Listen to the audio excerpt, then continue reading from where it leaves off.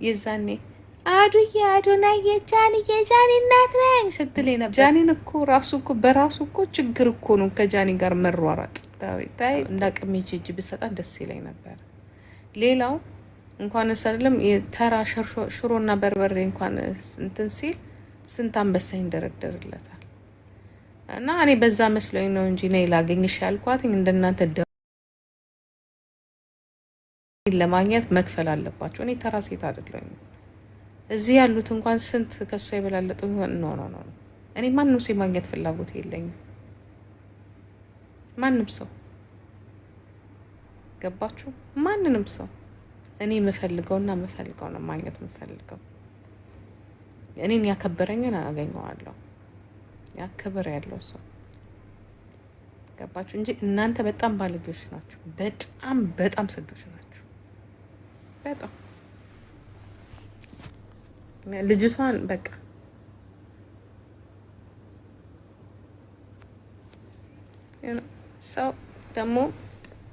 ሰው ደግሞ ልንገራችሁ፣ የሚዲያ ሰው ያስፈልገዋል። ሁሌ ድግስ ነው የሚዲያ ሰው፣ ሁሌ ወደዚህ ወደዛ ማለት ነው። አጠገቡ አንድ ነገር ሲሆን አንዱ አጠገቡ መቆም አለበት። ያ እቺ ልጅ ግን አጠገቡ አንድ ሰው ያው ስጢፎ፣ ይቺ ደግሞ የእሷ ቢጤ ያለች በቃ ሁለቱም የተበደሉ አይደሉ? ባምቤ ሁለቱም ቪክተሞች ናቸው።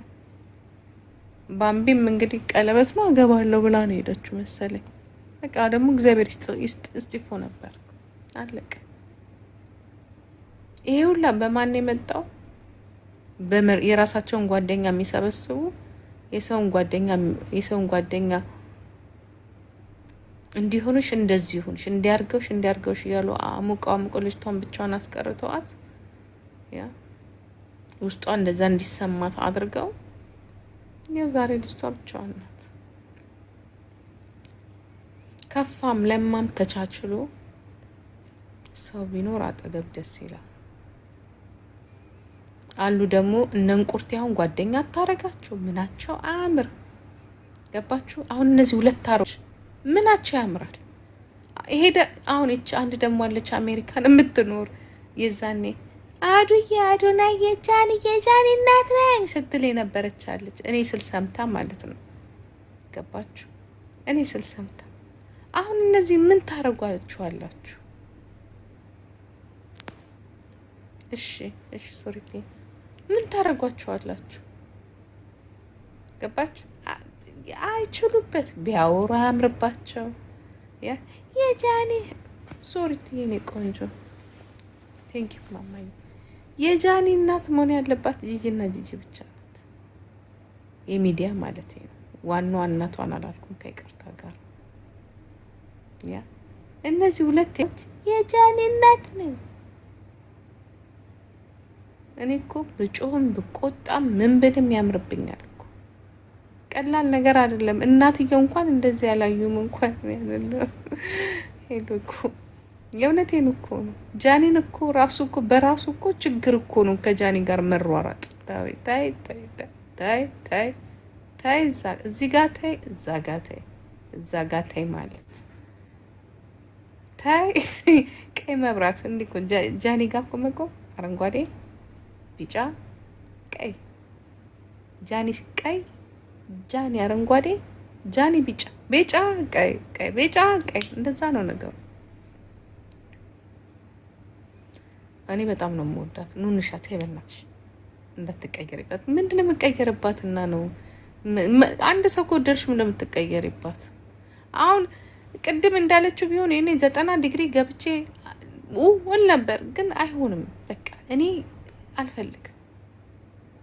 አልፈልግም ከሷ ልጅ ጋር እኔ አልፈልግም። ያው ቅዳል እንትን አላት።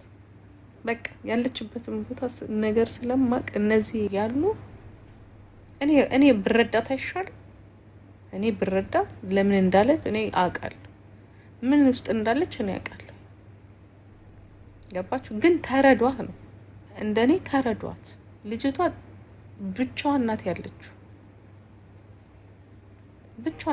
ብቻዋን ሆነች ስል የተጎዳች እያልኳችኋል። ሰው ግን ያስፈልጋል። የሚዲያ ሰው ጥሩ ጓደኛ በዛ ሲል ሞቅ ደመቅ ሲል ገባችሁ? ነፍስ ያለው ጓደኛ ያስፈልጋል። ኖ እኔ እረዳታለሁ ግን እኔ እረዳታለሁ። የማይረዳት ነገር ውስጥ ግን እንዳይከቷት። ይቺ ሀገር አውሮፓ እንኳን ያሌለ ፍሪደም ነው እዚህ ያለው ፍሪደም። ወጣ በል ገንዘብህን ስራ፣ ወጣ ብል እንደ ሰዎቹ እንደ ሌሎቹ ዘመዶቹ ወገኖች ውጣና ፉን በል አለቀ። ሀገሩ የላይፍ ሀገር ነው፣ የስራ ሀገር ነው። የሚቆጥር ጊዜም ያላቸው አይመስለኝም። በነገራችን ላይ የቆንጆ ሀገር ነው። ኦኬ ኢቨን የጃኒ ደጋፊዎች ራሳቸው የመዳም ቅመሞች ቆንጆች ናቸው። ችግሩ እዚህ ውስጥ ብቻ ነው ችግር። ይሄ በቃ እዚህ ጋራ ይሄኛው ቆንጆ ዛሬ ፊቴ ጓደኛዬ እንዲህ አርጋ ማለት ነው እንዲህ አርጋ ነው የ20 ምናምን አመት ያወጣችልኝ። ህይወት ምን እንደምመስል እና ስለዚህ እንዳንተ አይደለምና ይሄ አሁን እናንተ የምታወሩት ይሄ ቪዲዮ ምናምን ነገር የኔ እናት፣ እኔ ለራሴም ጊዜ የለኝ ራሱ እንዴት አድርጌ ቀኑን አበቃቅቼ የምፈልገው ቦታ ደርሼ ያ አንድ መኪና ከዚህ ወስዶ እዛ እንዲያደርስህ ቀኑ ሙሉ ስትውል ለምትውለው እና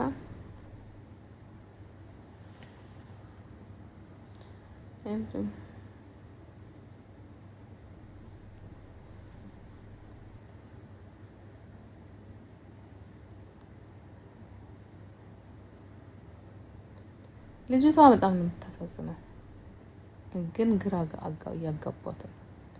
ይኸውላችሁ ልጅም አይደለች እንዲያታርጊ ብለው እንድትል የሚያደርጓት እነማን እንደሆነ ታውቃላችሁ? አንደኛዋ ይቺ አሜሪካን ያለችውን ቁርቴም ትባላለች። ሁለተኛዋ ደግሞ ማን እንደሆነች አላውቅም አለች። እነዚህ ሰዎች ኮንትሮል ማድረግ ይፈልጋሉ ልጆቹ።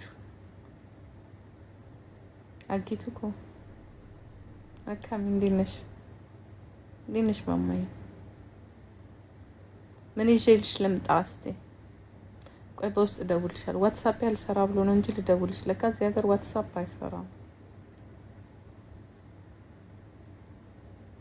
አይኗ አውቃለሁ። ደጋፊዎቿ ናት። መጀመሪያ የዛኔ በጣም ተናድጄ አይመስለኝም። በኋላ ላይ ስሰማ ሌሎችም ሰዎች ሲናገሩ በጣም መጥፎ እውነትም ሳይ በኢየሱስ በቃ ልጆች ናቸው በጣም